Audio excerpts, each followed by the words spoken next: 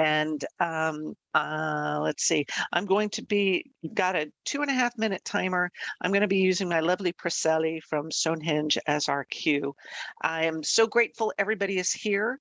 I think we could let's do really short intros, like to get it on the recording, the practitioners, who we are, really brief about what we do, kind of like the Facebook Live that we do, that 30 seconds thing, and contact information, please. I would love to have you include contact information. So, oh, that means I have to pick an order. Okay. That means I have to figure out what I'm doing here. This is going to be fun. So it looks like Saidi, Sandra, Jennifer, is that it? And me. Okay. Well then, Saidi, if you would please launch in, have fun. I always forget the unmute part. Hello, everybody. My name is Saidi. I'm with Evolve Your Sexuality.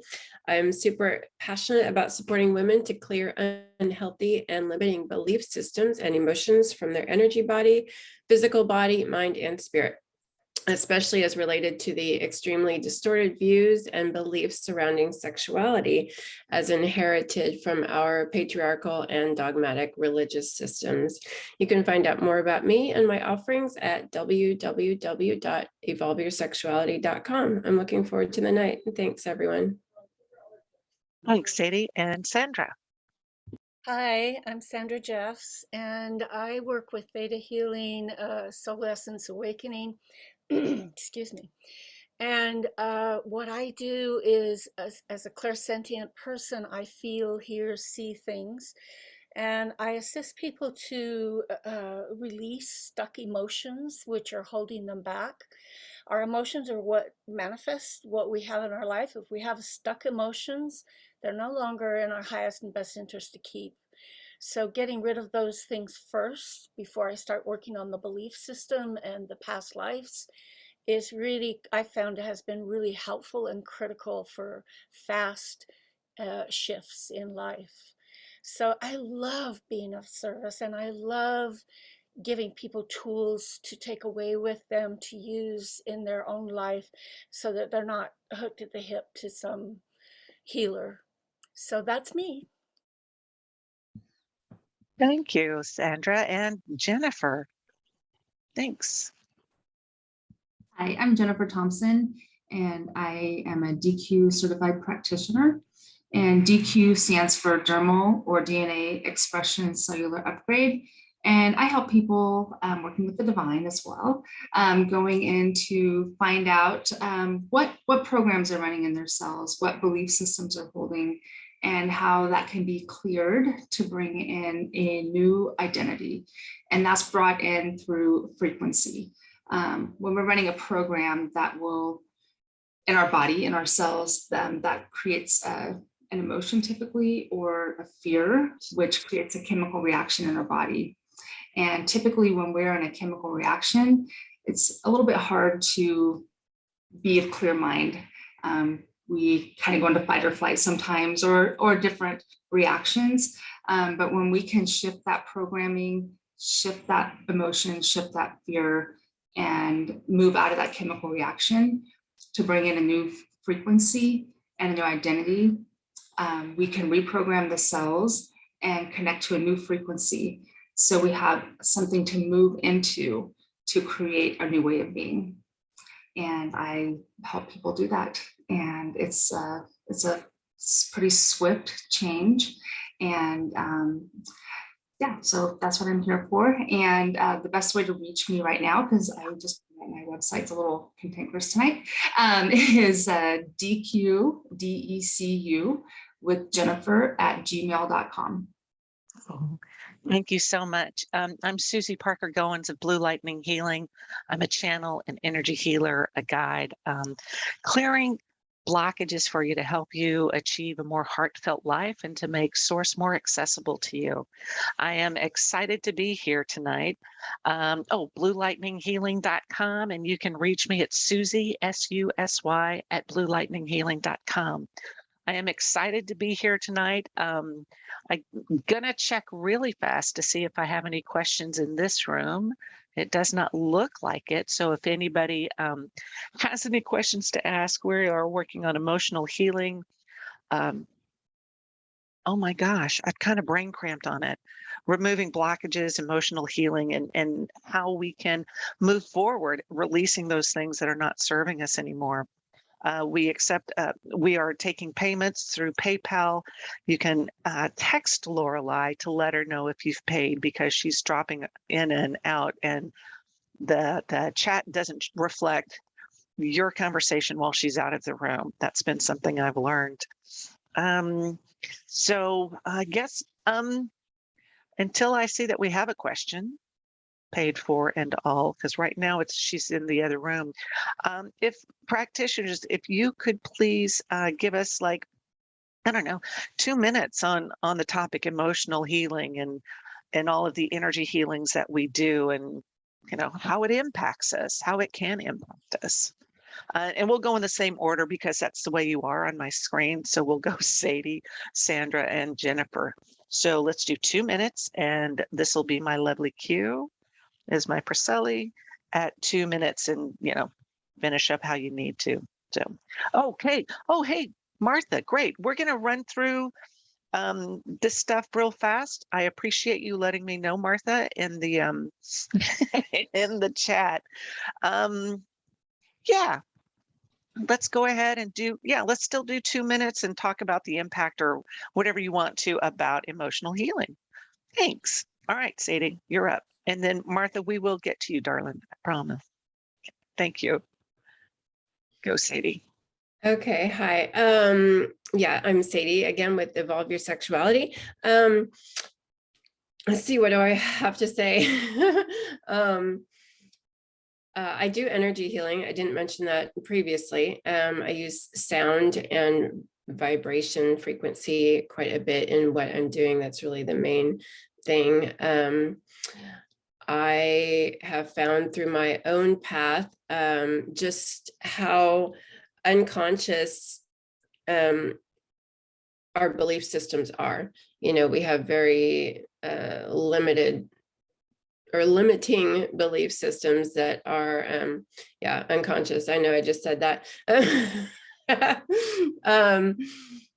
Through this healing path that I've been on, I've gotten in touch with so many of my own. And what's just amazing about these belief systems is because they're unconscious, we don't see them, and they are just completely running our lives. And it's a fascinating experience when we start diving into them. And what I find is that the energy healing and the sound frequencies get in and break up these things and start bringing them to our consciousness and to our awareness. And it's really pretty amazing. It's a powerful process. And one of my passions is working with our sexual beliefs, and there's a lot of guilt, shame, blame, and punishment that we come in with that we just don't even see because it's what we've grown up in, and it's just natural for us to have those feelings and expressions. And until we start digging into them, we're just operating very unconsciously, and we can't fully connect with another person. We can't connect with ourselves. We can't have the authentic love-based experience through our sexual expression that we're ultimately looking for. And what it really comes down to for me is a connection with source. And that's also, okay, thanks. Yeah, this is such a huge topic. I could just go on. It's just, so I'll just stop right there. That's kind of the little tiny bit of it. Thank you, Susy. Well done, Sadie. Yeah, well done, Sadie. Okay, Sandra, Hi. go for it. Yeah, like Sadie said, we come into this lifetime, in our DNA, we carry the emotions from our family, the guilt, the shame that is built into our societies, to our religious beliefs, and our gender roles that we're shoved into, and from past lifetimes, all different lifetimes, all different universes, space-time continuums. They're all inside of us. Most of us are operating on between 5 and 10% is our conscious mind. Everything else is unconscious, so it's all programmed. So our emotions are actually our blessings, but we've been taught to be ashamed of them, to fear them. You know, if you're a woman, you're too emotional. If you're a man, you can't be emotional. You've got to be whatever. These whole gender roles, these whole system roles, caste roles, whatever.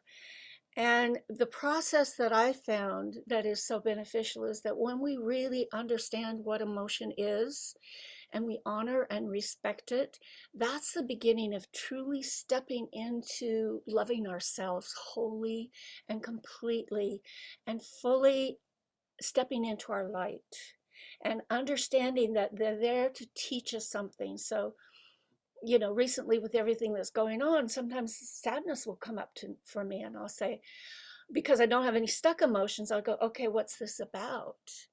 And then I can find out where it's going and assist my own growth in that process of loving myself enough to feel sad and just cry or just be angry or whatever it is, and then move on from it because I'm learning lessons constantly. So emotions I've found are really important to love them and respect them and step into them with divine love for ourselves. So thanks.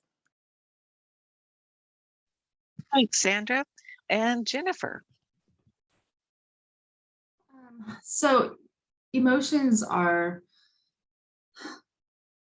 they have a lot of information in them. And a feeling really has a lot of information, but people can have fear about feelings because of programming. So it can be the collective consciousness of society, you know, that if you have too big of feelings, you know, that you might be frowned upon, or just whatever the collective has decided. So, but when we get a feeling, we get information. When we have emotions, that's when the chemical reaction happens in our body. And then sometimes things might happen, like our ego gets triggered, which is when we are trying to protect ourselves. So when we are changing the programming in our body so that when a frequency is connecting to us, be it somebody else's energy and experience, then we're not triggered. And that is really healing our emotions, because then we can experience an emotion without being triggered, because we are learning to identify and live our life through the full expression of our frequency, of our divine self, of our relationship as a co-creator with the divine. And we've moved outside of that frequency, of that programming of being in fear, of that belief system that we have to do something in order to prove our value and prove our worth, to be lovable. And there's these nuances that we don't always seem to understand about our emotions, because the people that raised us had their own programming, and the people around us have their own programming. But the more that we learn to know ourselves and live in expression, the emotions are safe. Thank you. And I'm going to put in my 2 cents that yeah, we all hold emotions in our body, and we can see it as energy. And as Einstein said, everything is energy. You cannot help but direct your energy to something and have that outcome manifest. That's not a direct quote. The quote that I do love from him is that that's not philosophy, that's physics. And I remember back in the 70s when they figured out that stress would cause trouble in your body, and then the ulcer whole thing goes on. So we have the ability to identify these emotions that we're holding in our body. What hurts? Go look at it and see what's going on. And that way you can make better steps. And even with Jennifer talking with her DNA shifting, I feel that we can do that. We can shift our DNA and our responses. And that helps us not only clear out those emotional blockages, but helps us on a path to health in so many ways. So thank you all so much. Oh, good, Kelsey. I'm glad you're here then, if this is something you're working on. Welcome. Martha does have a question. And so, oh, do I need to do the pinning stuff? Do y'all want me to do that? Let me see if I can do that. I'm good. I'm good. Okay, good, because I'm going to sit here and make faces then. I don't know if I want all that on camera. Okay, good. So this is Martha, and Martha, please ask away. Hello, everyone. Here I am again. And as I keep growing and evolving in my also trauma, on my topics, my programming, I am right now in a little debacle because I'm not working because I didn't want to get vaccinated. So I'm actually working at a studio. So the Fiona mentored me to do yoga. So I'm working at her studio, but at the same time, I'm having a lot of problems with her because she's very vague about things. She'll say one thing one day and another, and she has highs and lows, and I don't want to get into a lot of details. Just I'm about to be stepping out of there because things are not working between us. So, but as somebody who doesn't want to run away from healing, like I want to see, what do you see in that situation? If I don't know, I don't even know what I'm saying anymore. Well, if I'm understanding you, Martha, I know you're one of those who's ready to roll up your sleeves and go take on what's in front of you. So you want to know where you're at and what possibly a Yes. next step is. But this is like a narcissist person, so Okay. I don't want to, I don't like to label people or anything, because everybody, like you guys were saying, everybody has their trauma, everybody has their program. So she's working at her stuff, but then at the same time, it's like, well, one of the things she told me is that she feels like I want to topple her over. So I feel like she's threatened by my life. That's what I feel. Okay. And then practitioners, I totally forgot about hand raising rather than put you on the spot, call you out. I apologize for that. So when you all have input to give to Martha, we will do the 2.5 minute thing. So I'm really focused on running this. So let me see. Does anybody have any input yet? Okay. So I'll say a little. Okay, cool, Jennifer, go for it. Thank you.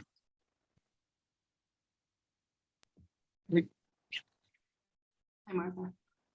Hi. Hi.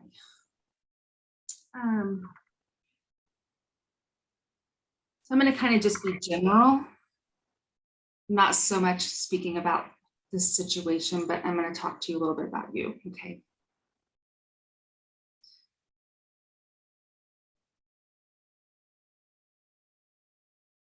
Now you put your hands on your heart.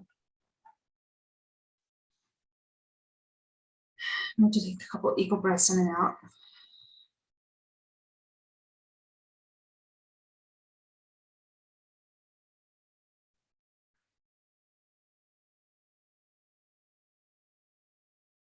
And on your next breath in, I want you to breathe in a white blue light and have it come across your brain and go down your spine to your tailbone.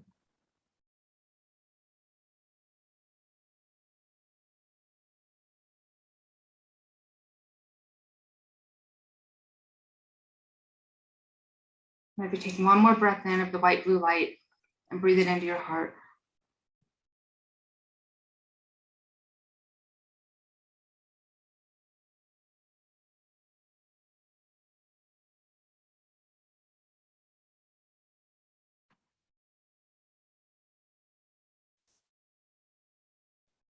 And I'm just looking at a master cell in your heart and a program here.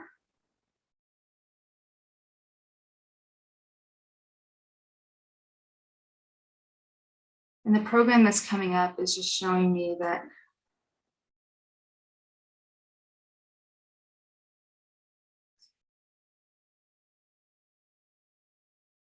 says, I don't feel safe. a belief system. It's like, I don't feel safe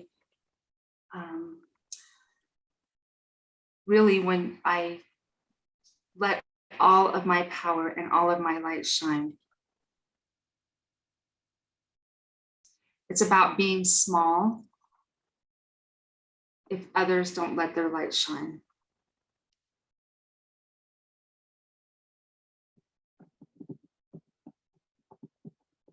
And this triggers a fear about feeling safe in the world.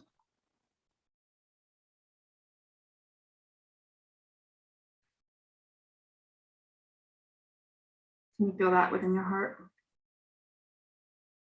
Yes. Okay. Okay, so we're going to ask to clear, cancel, and delete this belief system from the first particle of existence to this time and place called now. We're going to bring in the 7 elements in the rainbow light and clear this cell.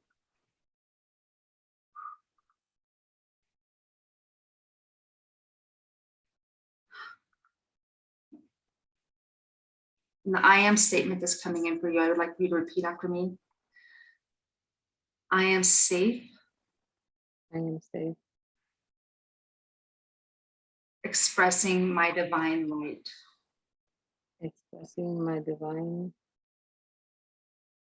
Light. might. How do you say it one more time? I am safe. I am safe. Expressing my divine light. Expressing my divine might. One more time. I am safe. Expressing my divine might. We put our hands together and say thank you. Thank you. I love you. I love you. It is done. I'm just gonna write that down. And just go out radiate like the sun, that new expression in your cells. Excellent, excellent. Thank you, Jennifer. Sandra, you've got your hand up. Yeah. Go. Hi. Listen, checking, you have 4 open past lifetimes with this person. That would be in your best interest to close it.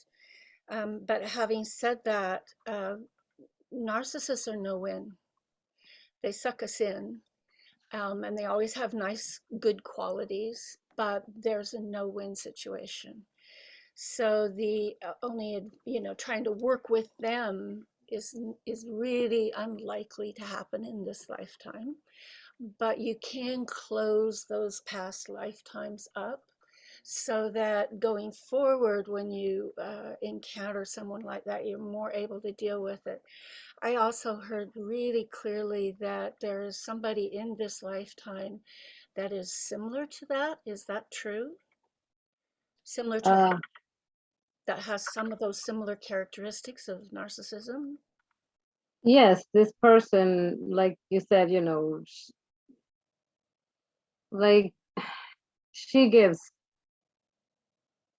and I am grateful for many things that I obtained from the situation, but I lived up to the expectation in my eyes. But then in the same token, like she'll say, oh, all I'm trying to do is to help you, and like to push you to be better, like if I'm her project, and the last thing, just like you said, every time we were having a conversation and every time I was gonna say something, like she'll say 10 different things and I feel confused. I don't even know what to say back. And when I start telling her, well, because she has a lot of issues. So she's an addict and she's been sober for 10 years. So she'll start talking about how she's worked so hard in her life and how she, boom. And when I say, we're all working on our own, on ourselves. I have my traumas. See, there you go. You think you're better than blah, blah, blah. So you want to topple me over. So every time I was going to bring in my 2 cents, it was like a whole big drama. And, all she talks about is that she's such a humble person, she's the most humble person. She's the hardest working person. she, you know, and she'll ask you, how are you doing today? But she'll start talking about all the stuff that she did that morning. Like, I jogged, I did yoga, I did this, I did that. So it's like, it's all about her. Yeah, you're never going to win with her. Yeah. But what I'm saying was I picked up besides her, there is Oh, a person in your lifetime who is similar to her. And so the comparison, and it might be a relative, it might be another friend or a coworker or a boss, but the benefit to closing the lifetimes with her, with this person, will assist you not to attract those people into your lifetime anymore, so that as Jennifer was saying, you can stand in that lifetime, in that light, in your own light, safely, because narcissists are not safe. And as long as you're in their orbit, you are not going to be safe. yeah, I It's was raised by narcissists. psychic attacks, it's, you know, emotional attacks, it's mental attacks, it's nonstop. So, you know, do the work on the other end, but also you said you were thinking of leaving. That might be the best way, but you want to make sure that you don't get yourself into the same situation again, just Yes. different pair of pants on. I do. Yeah. Sadie, did you have something to add, or can I jump in? Okay, cool. Yeah, Martha, Sandra said you had past life connections with her. There's that. And I feel that she is just really kind of like Doc Ock, that character from Marvel. It's like he's got all these arms and she's got all kinds of cords on you. And that would be that would be like on your back. And so taking a moment, using that same breathing technique that Jennifer was using with you to breathe in the light. And then as you were, oh, I didn't note what amazing mantra she gave you, but it is about loving yourself. So do that. And then let's add another thing to it, saying any of those cords that are attached to me from behind dissolve into starlight, into stardust. Now, you will have some cords coming off from the front of you too, and those are your cords sending out. So you could also add, and any cords coming from me in the front dissolve into stardust. And that will allow you to navigate more fully, more freely through, you know, this time and space thing we have. And yeah, and I believe the past lives will be attached to those cords too. So I think that's a really good start. Start working on having your cords cleared.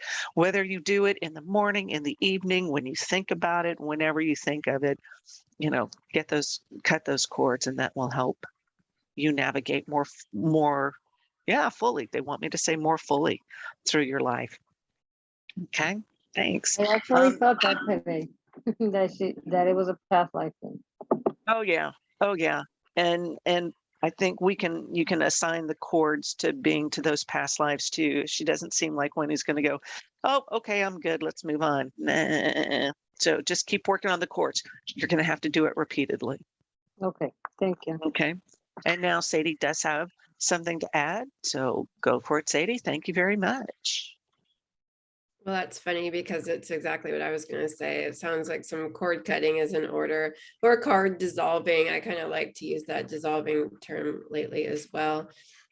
And you can release these cords, dissolve these cords through all timelines, lifetimes, realms, and dimensions. So it's not just from this experience. And also what I like to do when I'm doing this is, you know, I recall all of my energy back to me. I return all of your energy back to you. I recall all of my energy back to me. I return all of your energy back to you. And yeah, like Susy said, this can be done every day, really. You know, I mean, at the end of the night, just to release everything that's been taken on through the day. It's an excellent practice, but to get very clear and intentional with this specific pattern, you know, it's an archetype really that you're attracting into you for whatever reason. So, but yeah, all timelines, lifetimes, realms, and dimensions. It's also really nice to burn a black candle to release. Set the intention to release. And that helps to burn away all that karma, all those energies, and just release those. So, yeah.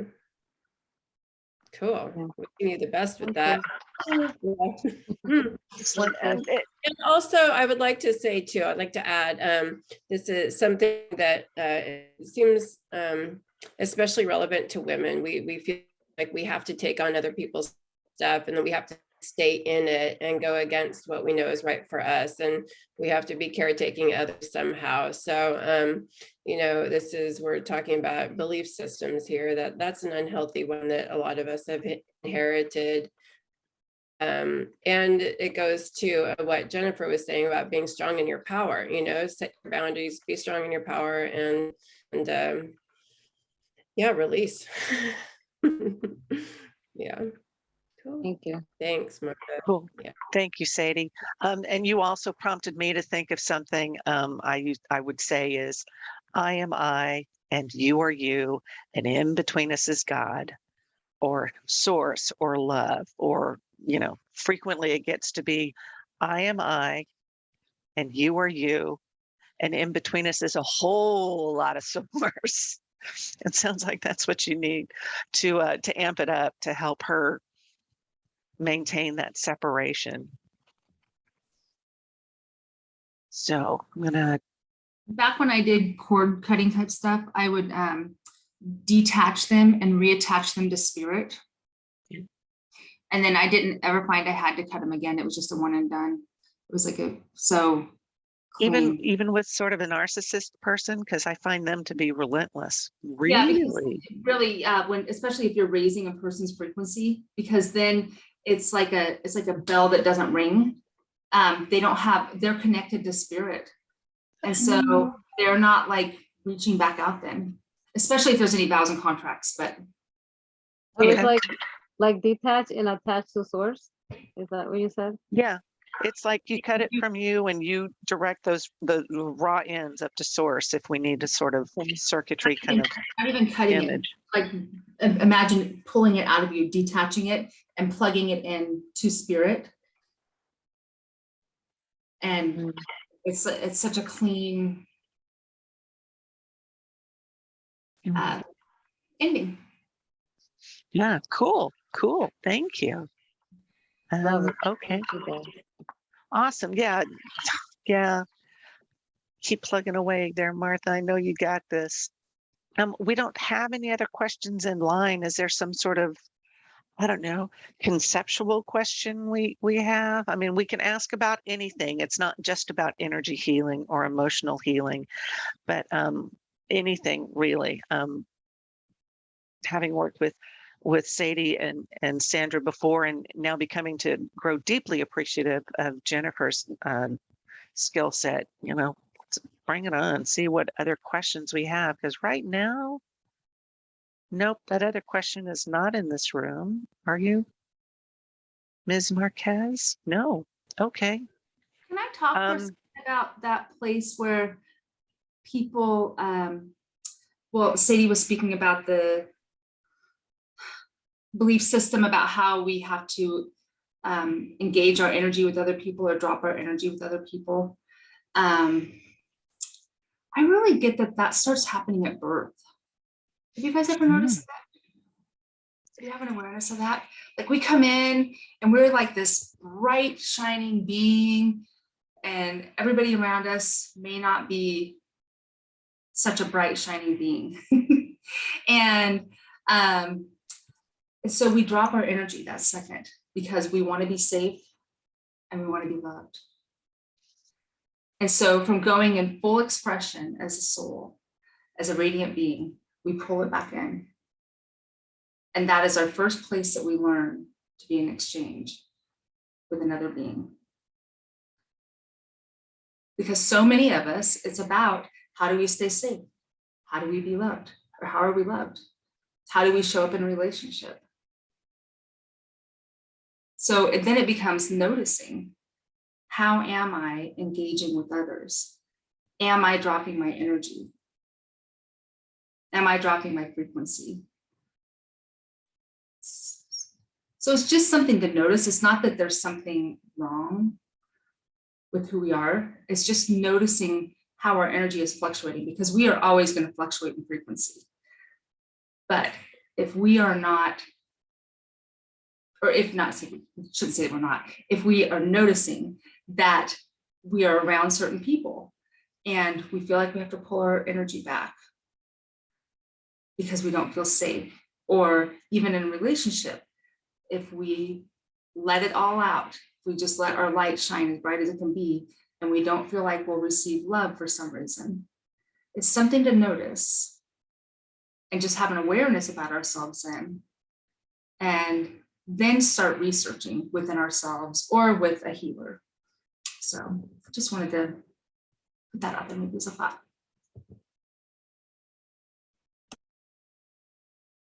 Gosh. So, thank you, Jennifer. Eileen has asked a general question about us, is when we began to see ourselves as healers. And I think as a general idea, yeah, let's give it about, a minute and a half on talking about our own personal journeys as healers and how we came to be in this point. I know for us that's condensing a whole lot of activity, but we can do this. You know what? I'm so bad with this timer. We'll make it 2 minutes until I figure out what I'm doing. Okay. Who wants to go first? I'll go. Thank you, Sandra. My journey was a little convoluted in the sense that when I was a child and I'd go to bed, I had angels surrounding my bed talking to me. And I came from a very, very highly religious LDS family. And I think I was about 4, maybe 5. I was old enough to remember when I said to my mom that the angels told me this or this or this. And she freaked out, literally freaked out. And she said, nobody sees angels except for prophets or crazy people. And you are not a prophet and you are not a crazy person. So from that time on, maybe 4.5 or 5, I saw demons and I became an insomniac and had trouble going to sleep. I used to pile teddy bears and things on my bed to protect me because I didn't want to be crazy. And Mom said I wasn't a prophet. So how could I be talking to angels? And then when I was in my early 20s, about 21, I just started having spontaneous visions. And it was the same vision all the time. And it was never when I was in meditation. It was like I was managing one of the top 10 restaurants in the entire world, or United States, not the world. Very, very busy. This was a place where the Kennedys came and where, Robert Redford came, all these famous people. I'm very busy on a Saturday night and boom, I'm in a whole different dimension, in a whole different place. And then it happened when I was grocery shopping. It happened when I was driving. It was really scary. And all those fears about being crazy came up. And so it set me, though, on the journey to figure out what it was, what was happening. And I started with astrology and tarot and then moved on from there. And when I finally realized that I was an energy healer, I had to overcome that fear of being an energy healer and stepping into that. So a lot of what I do, and I'm also a severe abuse survivor of, sexual, physical, emotional, mental, all kinds of things. So I work a lot with abuse survivors and healing them. So in my journey, it's interesting because I feel like because I went through that whole metamorphosis, I'm more able to assist people to step into their own light with love and grace. So that's my journey. Thanks, Sandra. Sadie, Jennifer, 2 minutes on your spiritual journey, because I'm happy to jump in if you're not ready. Okay. Okay. So I have 8 years old. I channeled a picture that freaked me out so much. I stuffed it all down till my 20s. And then I started learning things. And the more I learned things about, Tarot and Reiki and channeling, um, it seemed natural for me to continue on a path. I also had, I was diagnosed with cancer in March of 2013 and went through 17 months. And then I really started calling in whatever I knew at the time. So I resolved ancestral healing with my family who had cancer. And I looked at calling in all the Reiki I could do. And I had been doing some events before then, but it was, I think at that point with my cancer experience that I just went, okay, this is something I can do. I called in all the guides, I called in help from other Reiki people, and here I am. I feel I did a whole lot of work, emotional work. As soon as I got the diagnosis, I said, I need to change the end of the story. That's my purpose, and I have.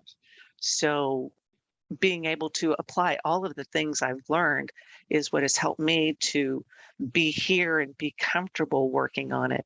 I don't feel that everybody needs to go out and lay their hands on everybody. It's working on yourself.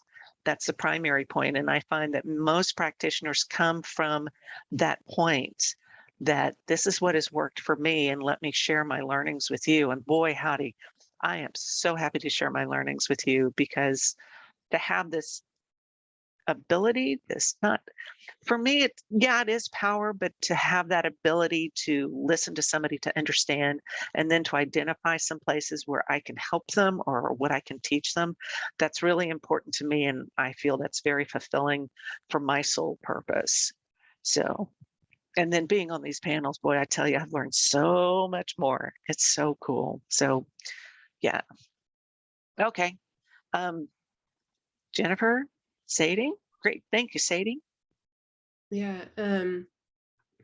Yeah, all of that. It's been my own healing experience through I was put up for adoption at birth, and my birth was a result of some sexual trauma to my biological mother.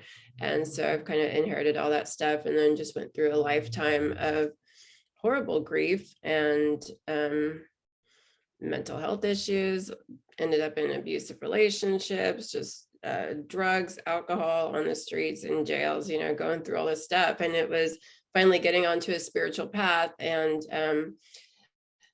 doing different practices and getting involved with energy work and seeing just how much that changed my experience, and just, diving into that. And it's been just a total game changer. So I've just gotten really, and I started understanding the inherited trauma. I started understanding grief, and just how what that does to us when it's at an unconscious level, and just running amok, and these belief systems when they're not conscious, and what's going on there, and those emotions that are trapped in our bodies, and what happens when doing my own spiritual practices and energy work and starting to clear those and unravel that stuff was just like, oh my gosh, this is profound. And there's a different way here.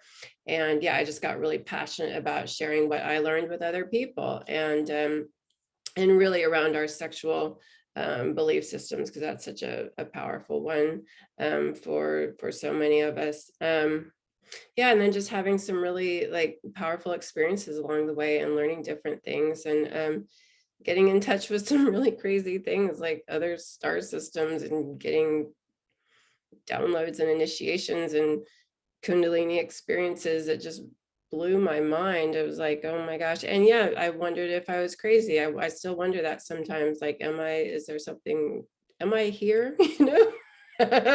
What reality are we in? Because it's so different than the one that I've grown up in.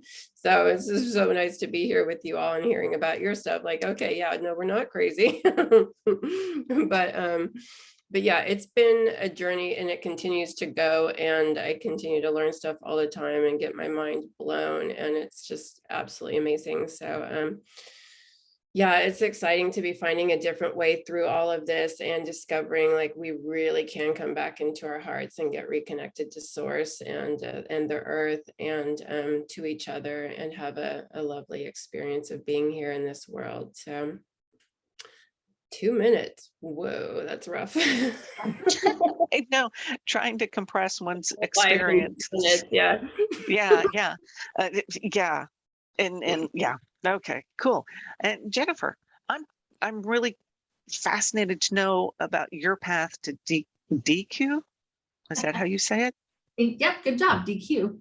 DECU. DQ, yes.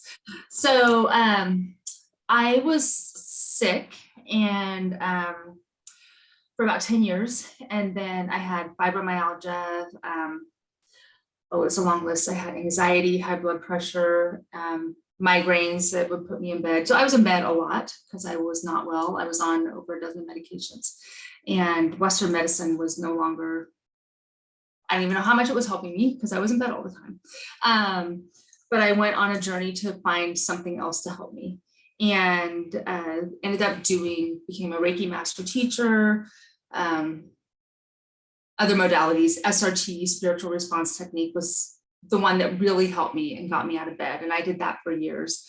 I had a period in time when I felt like Whoopi Goldberg and Ghost, because I had so many beings that were coming around me all the time. I felt like I had this open for business sign on me.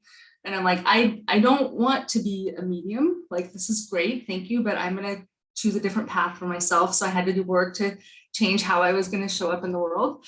And then I had a friend that was speaking about jewels that created DECU, and my mom's name was Jewel. And so the name was so close to my mom's name that when my friend said it, I'm like, wait, that's my mom's name. Because she actually said my mom's name first and last name, Jewel Arnett.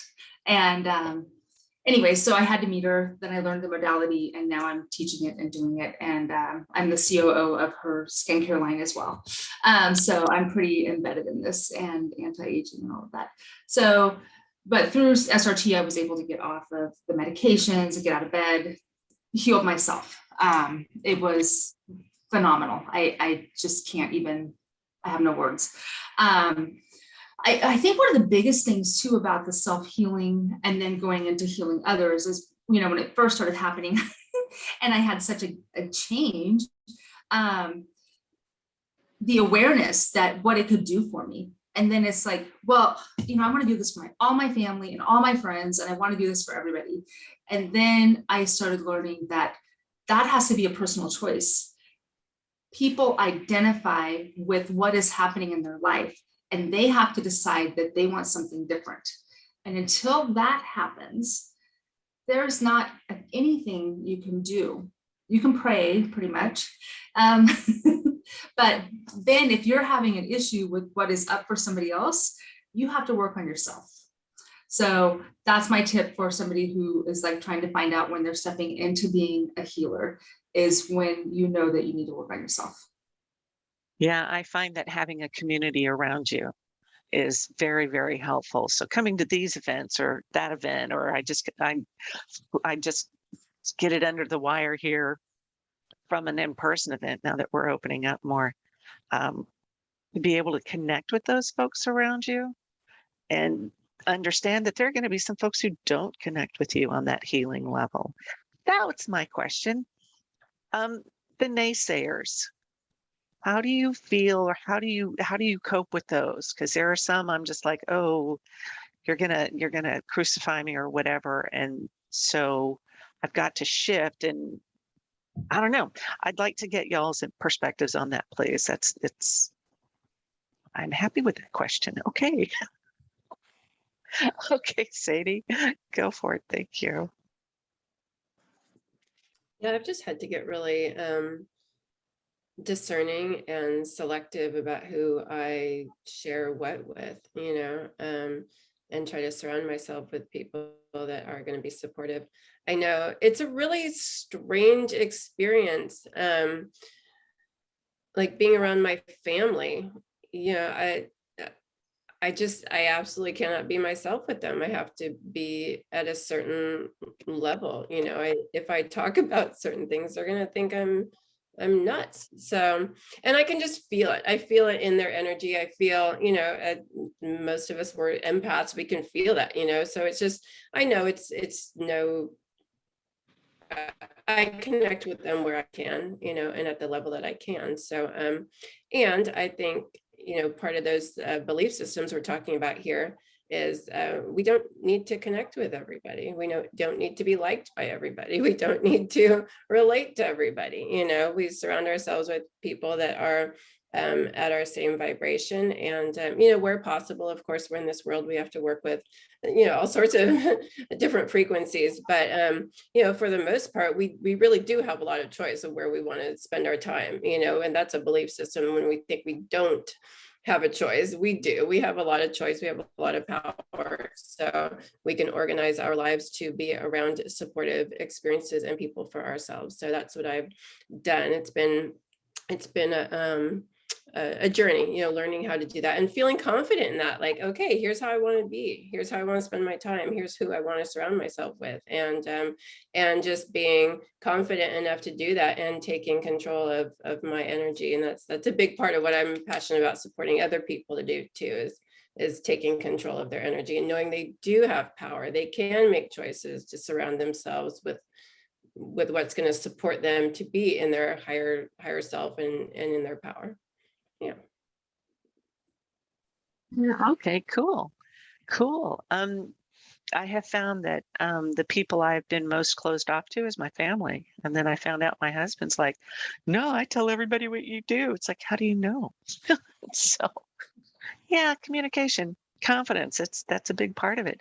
Sandra, you're unmuted. Would you like to chime in? Sure.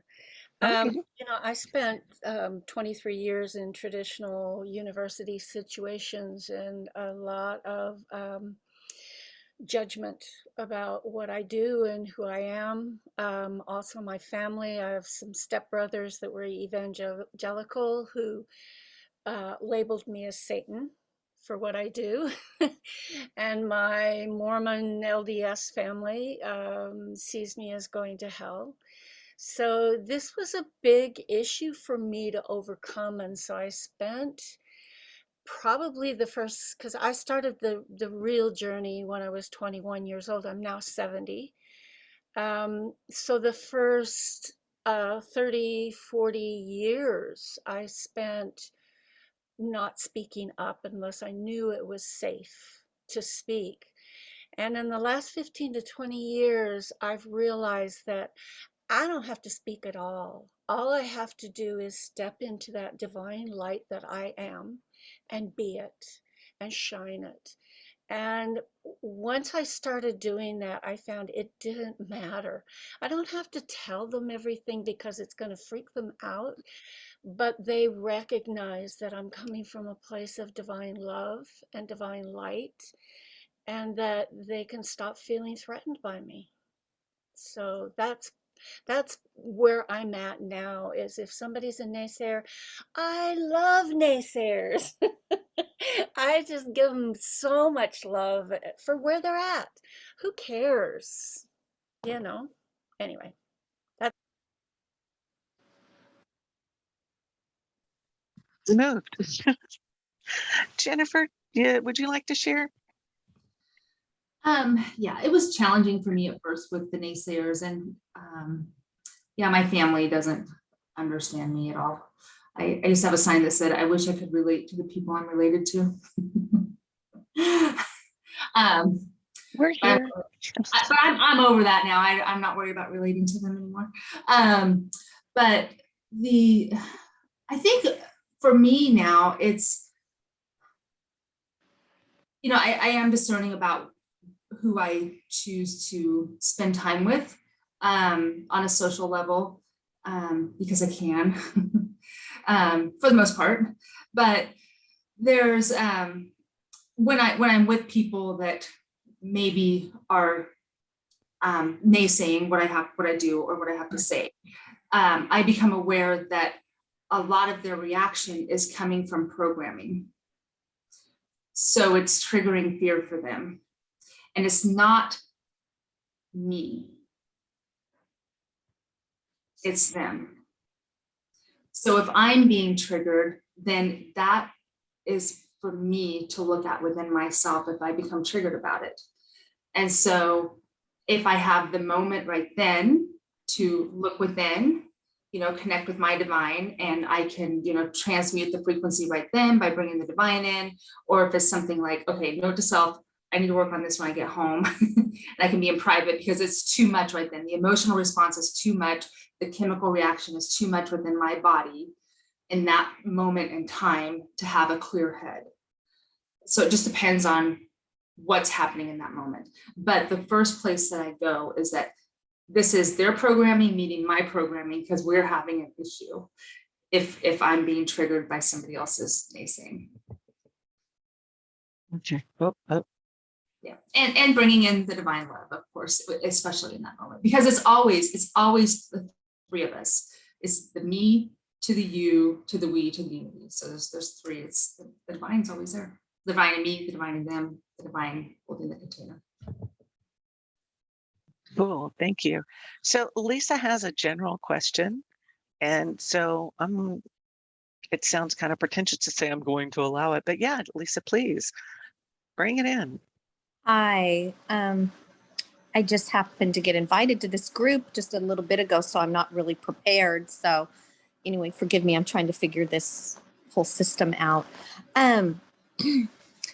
I was just curious. It was just a question to everybody on the panel, which you kind of all touched and tapped into.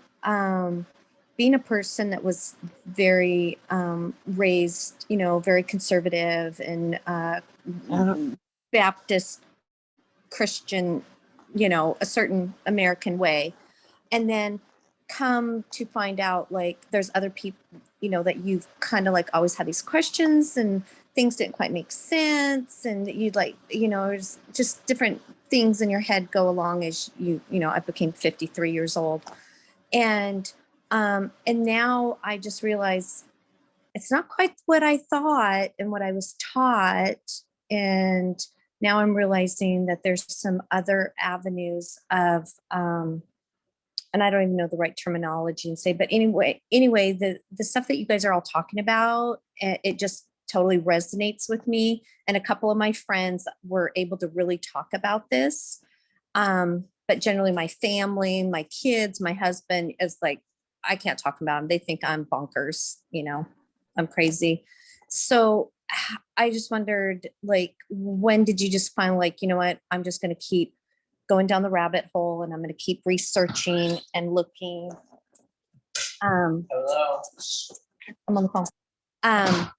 To find your way through this process, living your life, I guess. Okay, we're going to keep this at a general level and not dive directly into your particular energy. And then looks like that we'll be able to consolidate into room 2 so that we can all just bring this together. But Lisa, I know for my part, I just reached a level of this is what I do to make me happy, and I don't care so much about what other people think. Okay, so, we have room 2 over here now. Thank you, Stephanie, for telling me. All right, well, everybody's here. That means we have lots more fabulous folks in here, and good. Okay, so we've got a general question going of at what point did we get when we could present ourselves as healers, as having this growth? And this is a general question. I'm not looking for specific readings for Lisa. So my thought is, when you are on this path and when you begin to open up to it, see, I'm a recovering Catholic. So it's not like, Sandra's abusive stuff, but it was just, for me, there seemed to be so much more. Shakespeare says there's more things in heaven and earth, Horatio, than are dreamt of in your philosophy. And when I realized that, spirituality is bigger than religion. And so when I got to that point, that's when I opened up to doing the things and then realized I could help myself in such a way that I can be here and confident in what I do and to present. Again, it's not like I'm expecting everybody I talk to become a healer, to become their own practitioners. I do share what I can do with them so that we all in fact are healers, whether it's for ourselves or someone else. That's okay. So I'm going to pass the mic over to Stephanie. Such a lovely thing to see your smiling face just bust out. I'm so excited to have you here. And cool, thank you. I think we're going to give it the timer again, and I'm going to text Lorelei so that we can figure out what I'm doing. Awesome. Yes, actually, I had that very same question.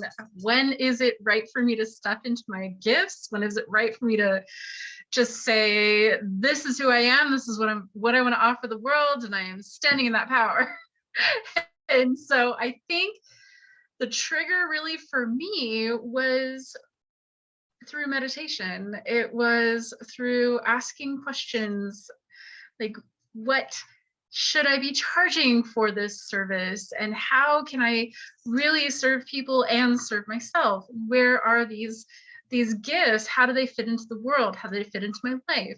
These are all journal prompts. They could be a meditative prompt where you're sitting in meditation just asking, okay, I'd like to know this, and see if you get an answer. The beautiful thing about asking questions during meditation, if you're intuitive or have any kind of connection, it's that sometimes it'll show up in the meditation. Sometimes it shows up in a conversation 2 hours later, or it'll show up on Facebook, or it'll show up in an email. So just being open to having an answer, it'll surprise you where it might come from. Okay, cool. Oh, I'm getting confused about pins now. Sandra is going to chime in. Okay, cool. And okay, hold on a second. I got to check notes.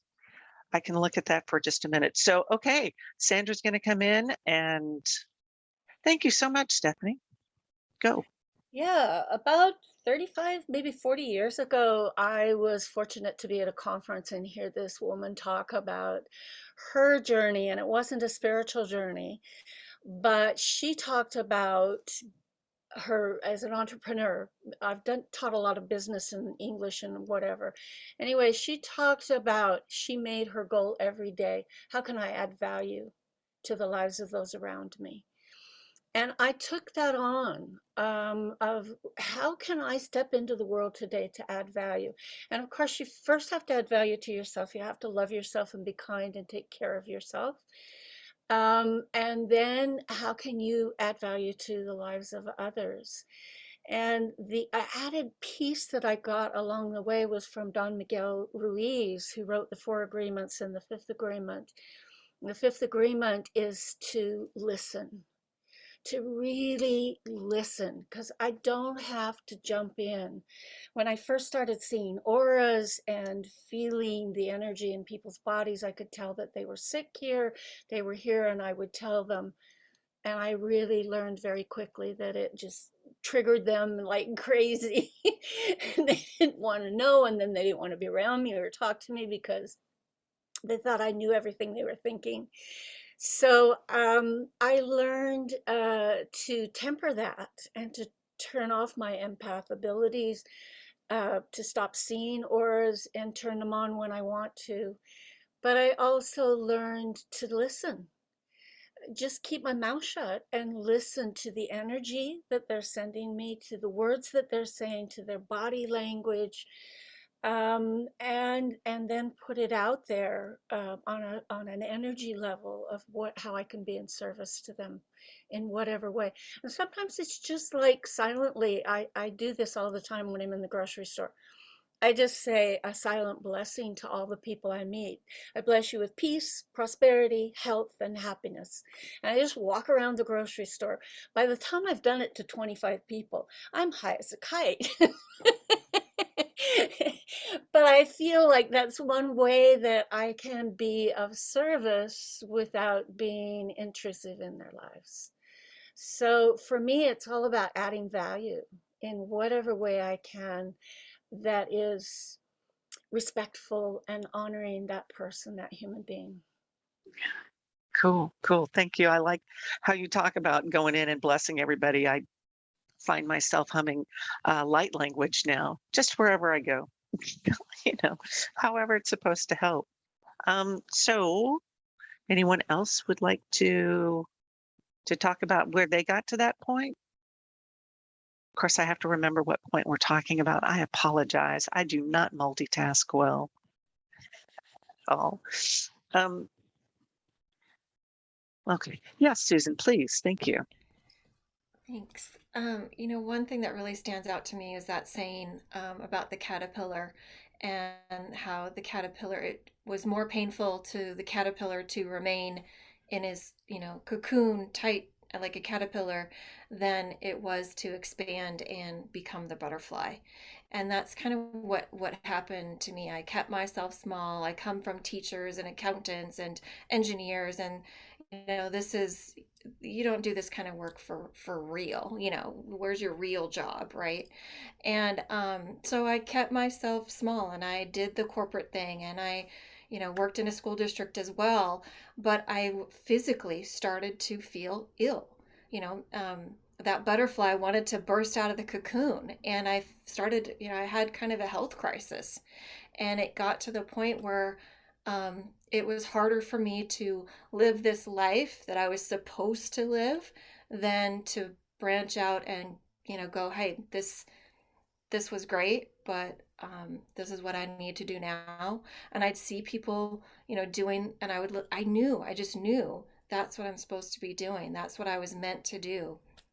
And so, first it just started by taking a Reiki class, taking a yoga class, going to a sound bath, and little by little, those butterfly wings started to launch out, and it didn't happen overnight, and it's just that allowing for something to be different, and having the courage to just break apart that little caterpillar web a little bit, here and there.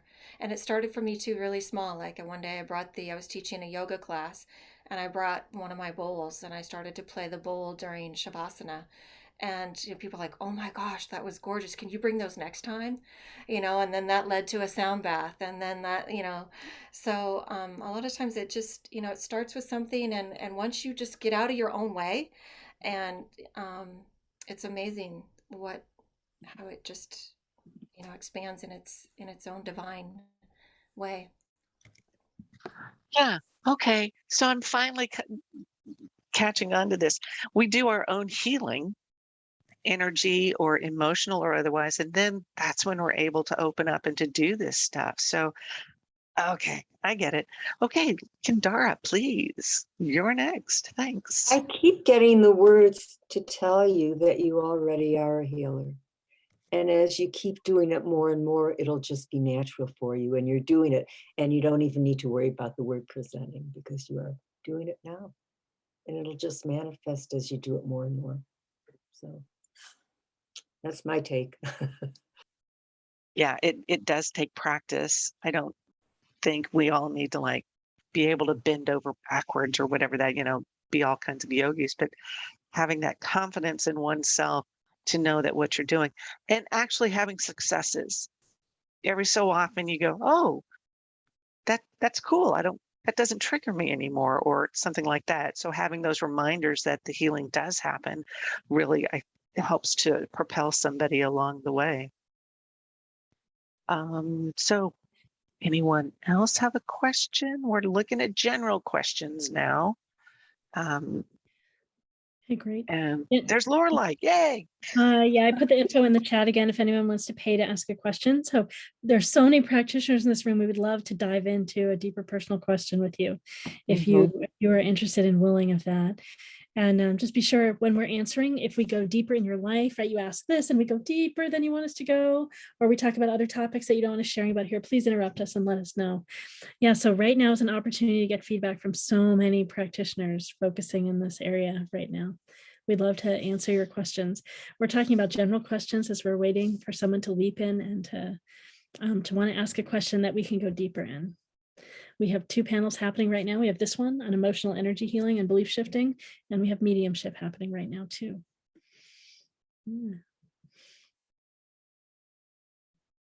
Yeah, so we've answered 2 questions in this panel so far. 2 or 1? One Okay. in this room. I Okay, think great. 2 in total. Okay, And great. and Ms. Marquez, I do not see her. No. Okay, and then someone's asking for help again, so I'll be right back. Oh, hey, thanks. No, in general, I mean, opening up. I think taking that I don't see it as a risk. I mean, do we see emotional healing as a risk, that the energy healing as a risk? I know there are times we've got to bring up stuff that could be painful for us to go through, but once it's taken care of, I don't see that as being a bad thing. Does anybody else have an idea about that? Any other practitioner? I agree with you, but I also think there's that point where you're very vulnerable and you've covered up and protected yourself for so long, and here you are suddenly open. And I agree. Once you get to the other side, it's good, but sometimes it's really scary to take that leap and do it, I think. Oh, yeah, I absolutely agree. There's a point where you think, what am I doing? What have I done, or all that? But with a belief, and I know this harkens back to my experience, I knew I had to change the end of the story.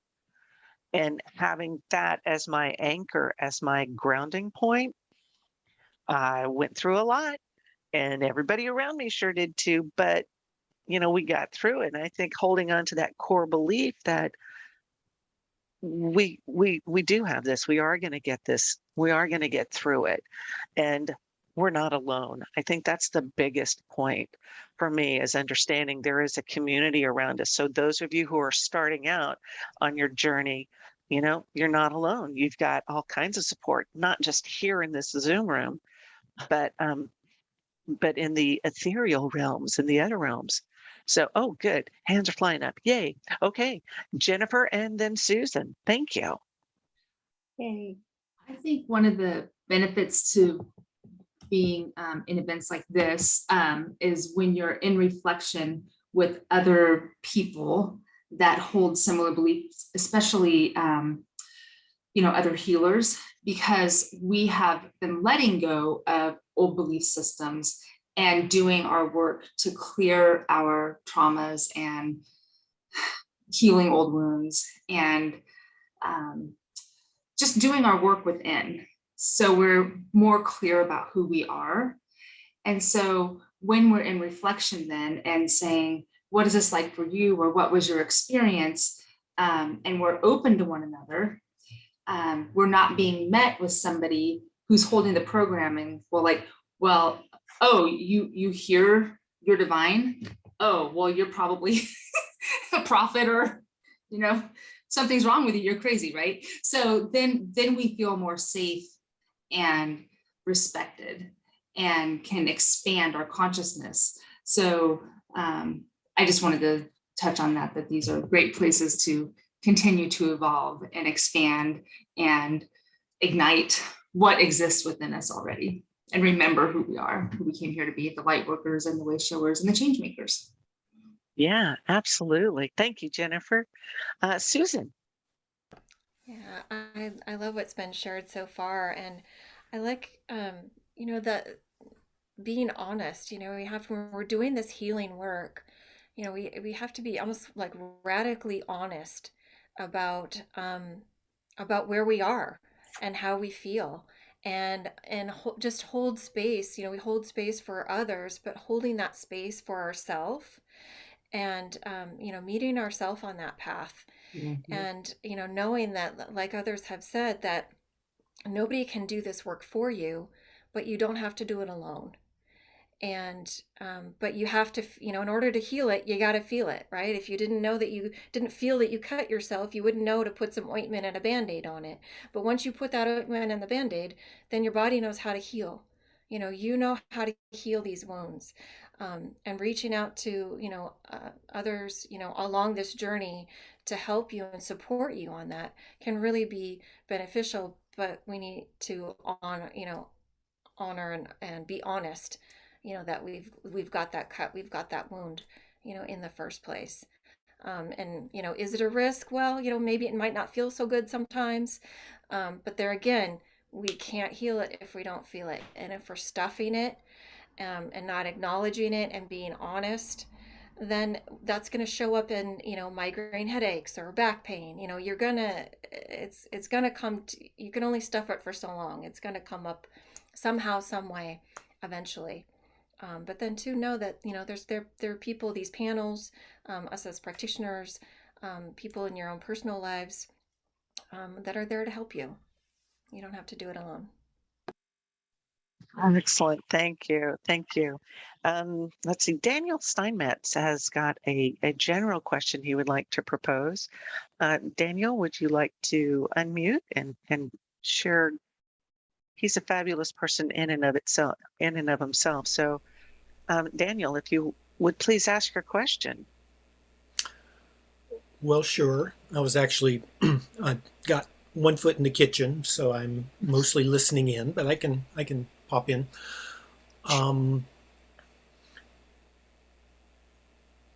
Well, my own personal path has involved unavoidable spiritual crisis as the design that so frequently moves me forward in what my learning plan was for the lifetime. And I'm wondering if anybody is moved to speak to that, the role of spiritual crisis, maybe personal examples of how that plays into the whole life journey that each of us has. Where'd I go? Thanks, Daniel. So spiritual crisis and how it plays into our journey. I mean, I've already talked about my cancer experience and how that really put me into a point where I'm at everybody and trying to sort it out. And it certainly blew the doors open for me as far as it came to me accepting my most authentic and more waiting to be developed more spiritual self. And Saidi has got something to add to it. So yeah, Saidi, take it away. Yeah, at first I wasn't sure what spiritual crisis meant exactly, but hearing you, Susy, made me think of, there was a point, what really got me going or changed everything, turned my whole life around, was I was already on a spiritual path. I was going and I was doing things, but what really kick-started everything or kicked it into gear was death. 3 deaths in a really short period of time, all very different types of deaths. One was my grandmother, who was expected to die, and it was a blessing when she did. That was lovely, and it was a freedom from her body. The other one was a suicide of this woman that ran a writing group I was in, completely not expected. And then a head-on collision of my friend who died just instantly, and that just rocked my world like nothing else. I was able to really get in touch with what is important in this lifetime, and it was not what I thought it was. It just changed the whole trajectory, and my whole life just shifted, and I stopped doing everything I was doing and turned it all around and started going to school to learn about grief and death. And I really wanted to support people through the dying process and the grieving process, and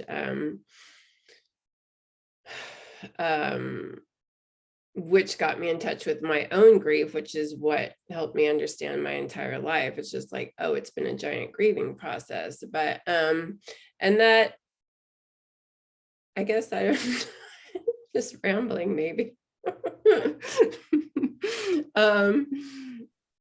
No, I get it. You start going and then spirit goes, oh yeah, we're gonna go this way too. I know, I'm like, where am I? What's happening right now? But I guess I don't know if it was a crisis. It was the most beautiful thing when I look back. At the moment, it was just like, whoa. But I even then appreciated the depth of the experience. I remember when I was just wailing on the floor after my friend had died, and just I was able to stop in the moment. Like a part of me knew, like, you will never ever have this experience again, the depth of this pain. And the anguish was delicious. It was a really, because of the spectrum of emotions that we as human beings can feel. And I knew there's nothing, you can't ever recreate that one. You know, you can't recreate your friend, the moment you learn your friend just died in a head-on collision. It was gorgeous. It was really, it's a strange way to say that. Okay, thanks for No, you did good. You're bringing up that concept, though, that being able to experience the emotions is very liberating, and it is very healing, and we are still on topic. Thank you very much. Okay, Sandra Jeffs, you're up. Yeah, I've had 2 near-death experiences. I've had cancer twice, much like Susy, that I've survived. My husband died from suicide. And I was 20 years old when my abusive husband, left me. And it was a spiritual crisis for me because I had done everything that I thought I could possibly do to be a good wife, a good mother, a good person. And I remember very distinctly driving down the freeway in Salt Lake City going, I'm a good person. I'm lovable. I love. And if he doesn't want to take advantage of that, bye-bye. And it was the beginning of just stepping into my own love. And in my spiritual journey, I've done the Course of Miracles twice, and actually 2.5 times. But A Course of Miracles says there is only one thing in the world, and that is love. And fear is the other thing, but it's the absence of love.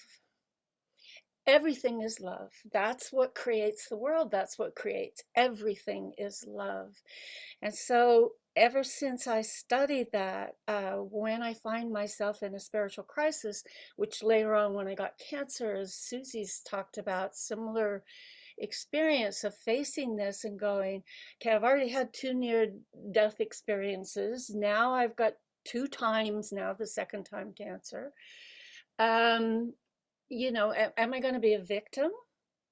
Or am I going to turn and say the fear or the whatever is the absence of love and turn to love? So for me, my journey has always been about going back to the love, the divine love, not egotistical love of myself, but the divine love, which is spirit, which is what connects all of us. So yes, to Daniel's question, I think those spiritual crises do give us the opportunity. I see it as an opportunity to rise above our victimhood, our oh poor me, and find our strength and find that's always there. They don't make us stronger. As an abuse survivor, people say, I'm stronger because of that. No, I was always strong. It just gave me an opportunity to find my strength. So for me, it's always going back to love and divine love. Awesome. Thank you, Sandra. Okay, Jennifer. Yeah, if you would please. Yeah, I think that those experiences do, as Sandra was saying, remind us of the divine and that the divine is in everything. The divine is always communicating with us. We have divine guidance all the time. So if our life becomes our spiritual practice, everything that we're doing, we are connecting with the divine and moving from that place, like in co-creation with the divine or as creator. But we can become, like, we step into that place that we're not being conscious. We're running on autopilot. We're unaware. So we're getting information all the time, but we're just tuned out. We're not picking up on the information that the divine is presenting to us. And so then things happen and it's a big aha. It's the divine is right in our face then. So that's how I see those types of events. And it's just a reminder then that we have that connection. It's also sometimes too, like when people, I mean, I think of it as this type of a terminology or an analogy, I guess. If somebody has a heart attack and then they're like, oh my goodness, I need to start eating better foods or exercising more or changing my life, my health aspects of my life. Typically, they had that awareness before. They were just choosing and making choices not to live that way. But when they have the crisis, then it's in their face. And it's still a choice at that point if they're going to live their life that way. And it's the same thing with the sort of spiritual crisis. When the divine is in your face in that moment, are you going to choose to live in divine flow? Are you going to live in love? Or are you still going to connect to the programming that triggers fear or other emotions or other chemical reactions? Because the divine never, ever, ever is away from you. The divine is always in you. And you always have that choice to be connecting to that frequency. Cool, thank you. There's a question in the chat. Let me look. Is spiritual crisis an awakening or doubting your gifts or wanting to quit your spiritual journey or path? That's a great question. I think a spiritual crisis for me manifested as me doubting the whole experience of divine. And we can sit here and say the whole time, it's all love, it's all source, it's all this, but there's a moment. Well, no, in listening to this, I realized this has taken me a lot of time and practice to figure that out. And yeah, I did have those moments where I completely just didn't trust anything anymore. And so that's an excellent clarifying question. I think it's going to be different for each person.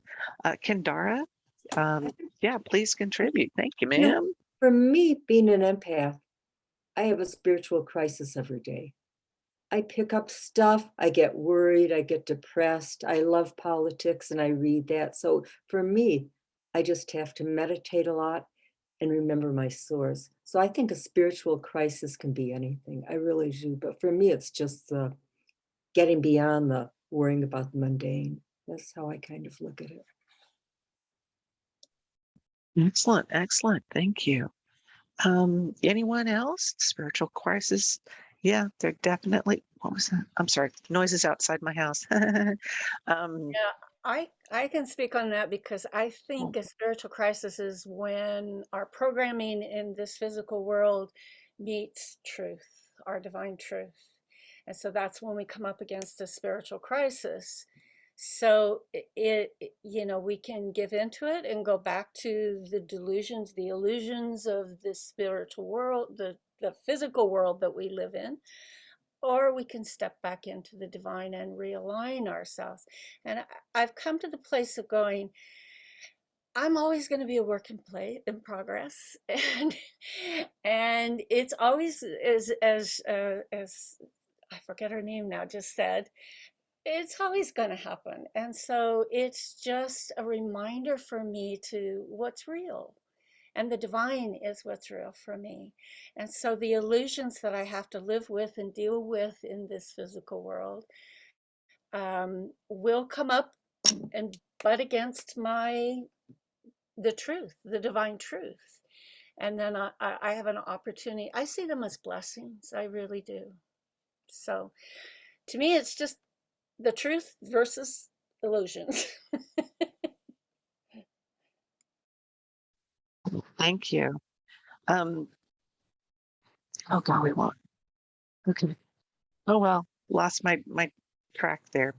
Oh, yeah, this is great. I love having these general questions. You all have been really loving and helpful and supportive here. But if there is any particular question somebody would like to ask, I have posted it in the chat about how to pay for something that's more personalized to you, whether it's about energy healing or emotional healing or whoever else. We have the mediumship panel going on now. So if you want to talk to your grandma, Ida, we can do that too. But, there's that panel devoted to that. Saidi has got some more insight to give us. And we have, I think Okay, I have to check a little bit more. I don't mind being so transparent in my process. So, yeah, Sadie, go ahead, and there we go.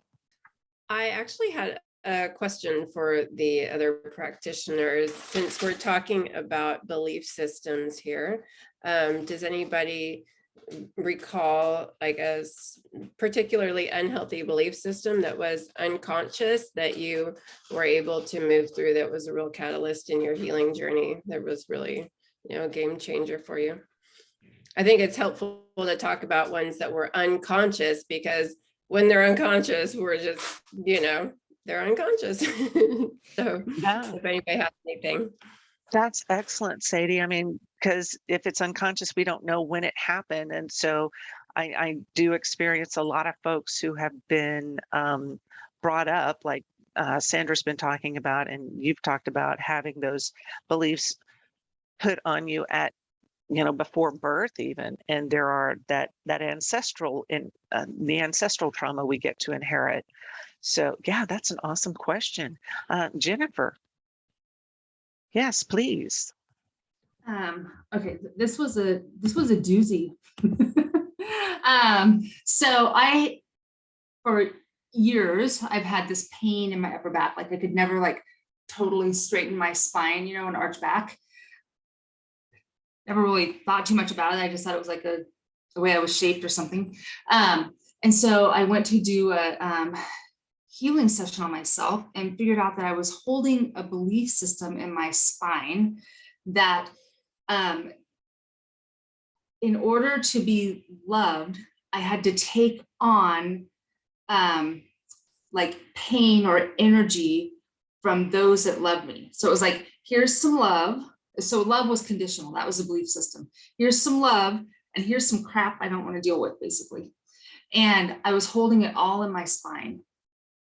And so when that belief system was cleared, I literally was sitting in the chair, did the healing, was able to stand up and arch my back.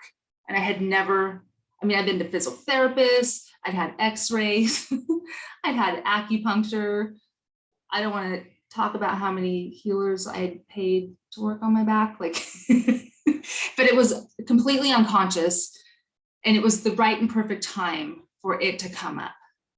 And it was like 10 minutes and then it was just, poof, it was gone. And so, and I want to say within that, like,